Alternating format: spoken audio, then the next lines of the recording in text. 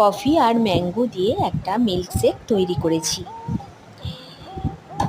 এটা বাড়িতে সবাই খুব মজা করে খেয়েছে এবং সবার ভীষণ ভালো লেগেছে, তাই আবারও করতে বলেছে। এই ফার্স্ট টাইম করলাম। প্রথমেই 1 চামচে কফি, 1 চামচে চিনি আর সামান্য জল দিয়ে শেক করে নিয়ে, যেটা ইউটিউবে সবসময়তেই দেখাচ্ছে, আমিও বানালাম সেটাই। এইবার কাপের গায়েতে চকলেট সস দিয়ে দিলাম। দেওয়ার পর কফি যেটা শেক করে রেখেছিলাম সেটা দেওয়ার পর কিছু ড্রাই ফ্রুট দিয়ে দিয়েছি ওর মধ্যে। দিয়ে এবার ম্যাঙ্গো পাল্প দিয়ে দিলাম 2 চামচে, কি যতটা করেছি ততটাই দিয়ে দিয়েছি। দেওয়ার পরে ওই লেয়ার দিয়ে দিয়ে লাস্টে দুধ ঢেলে আর আইস কিউব দিয়ে আর ওপরে কিছু বাদাম কুচি আর চকলেট সসটা দিয়ে পরিবেশন করেছি। এইরকম একটা মিল্কশেক থাকলে আর কিছু কিন্তু দরকার পড়ে না, খুবই ভালো।